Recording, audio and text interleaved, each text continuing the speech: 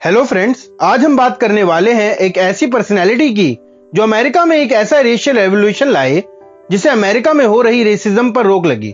अपने उस रेवोल्यूशन की वजह से उन्हें अमेरिकाज गांधी भी कहा जाता था।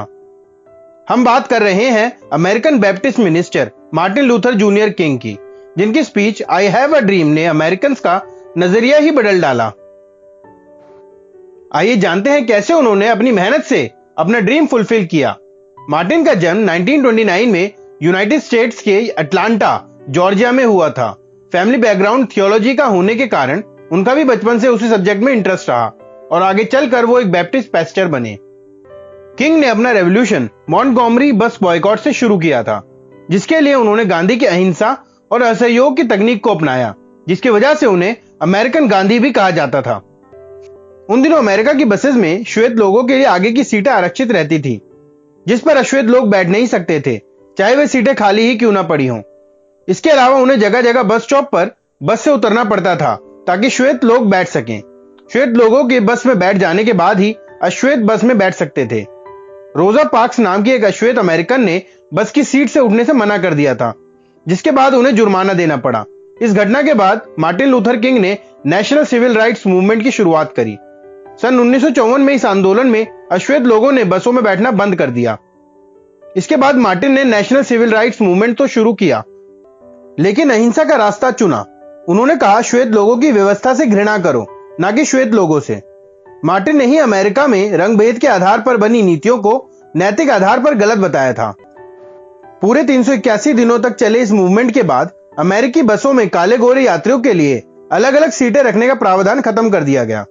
बाद में उन्होंने धार्मिक नेताओं की मदद से समान नागरिक कानून आंदोलन अमेरिका के उत्तरी भागों में भी फैलाया।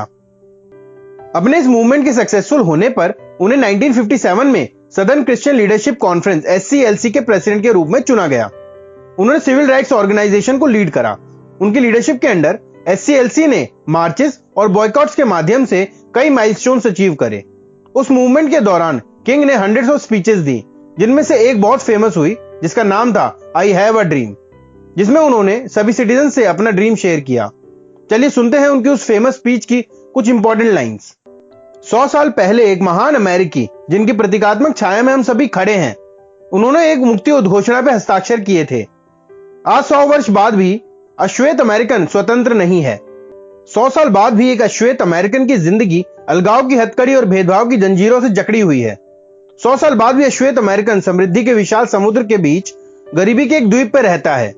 100 साल बाद भी अश्वेत अमेरिकन अमेरिकी समाज के कोने में सड़ रहा है और अपने देश में ही खुद को निर्वासित पाता है।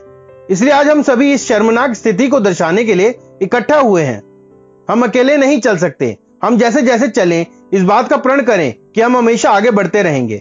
हम कभी वापस नहीं मुड़ सकते। कुछ ऐसे लोग भी हैं जो नागरिक अधिकारों के भक्तों से पूछ रहे हैं कि आखिर हम कब संतुष्ट होंगे। हम तब तक संतुष्ट नहीं होंगे जब तक एक अश्वेत अमेरिकन पुलिस की अनकही भयावहता और बर्बरता का शिकार होता रहेगा।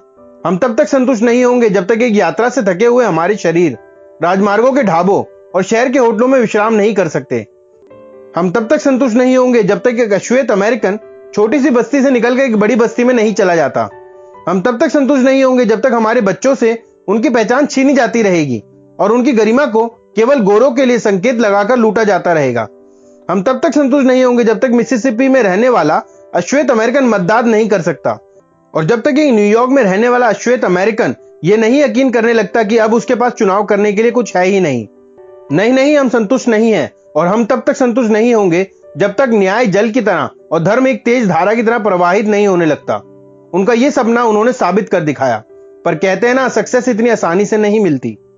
उन्हें अपनी स्पीचेस के कारण कई बार अरेस्ट होना पड़ा, पर उनकी मेहनत रंग लाई, क्योंकि अपनी कड़ी मेहनत और सिविल राइट्स के नॉन वायलेंट स्ट्रगल के लिए की गई मेहनत के रूप में उन्हें 1964 नोबेल पीस प्राइज से नवाजा गया। अपने इस मूवमेंट की सक्सेस के बाद उन्होंने 1963 में अफ्रीकन अमेरिकन समुदाय के लिए हकों की मांग के साथ Washington civil rights movement start किया। उसी साल उन्हें टाइम्स द्वारा मैन ऑफ द ईयर का अवार्ड भी दिया गया। मार्टिन को राइटिंग का भी शौक था। उनकी फेमस बुक्स में से कुछ हैं स्ट्राइड टुवर्ड फ्रीडम और व्हाई वी कांट वेट। 29 मार्च 1968 को किंग बेहतर इलाज की मांग कर रहे लोगों से मिलने टेनेसी गए थे। 3 अप्रैल को भाषण देने के बाद 4 अप्रैल की सुबह किंग लॉरेन मोटेल के रूम नंबर 306 की बालकनी के बाहर खड़े थे। ऐसे में एक गोली चलती है और अमेरिका के गांधी दुनिया से विदाई ले लेते हैं। उनकी मौत की इस जगह को अब लॉरेन मॉर्टल म्यूजियम बना दिया गया है। इसके बाद पूरे अमेरिका में दंगे हुए। किंग की मौत सिविल राइट्स मूवमेंट को वो ऊंचाई दे गई जिस पर चलकर लोग नस्ल भेद खत्म करने के लिए खुलकर सामने आए। जब बराक ओबामा राष्ट्रपति बने तो किंग का सपना पूरा हुआ। उनके हेल्पफुल सोशल वर्क्स के कारण उन्हें हमेशा याद किया जाएगा। अगर आपको यह वीडियो पसंद आई तो हमारे चैनल को सब्सक्राइब कीजिए और इस वीडियो को अपने फ्रेंड्स के साथ शेयर कीजिए और कमेंट करके हमें बताइए कि नेक्स्ट वीडियो आपको किस टॉपिक पर चाहिए। Thank you.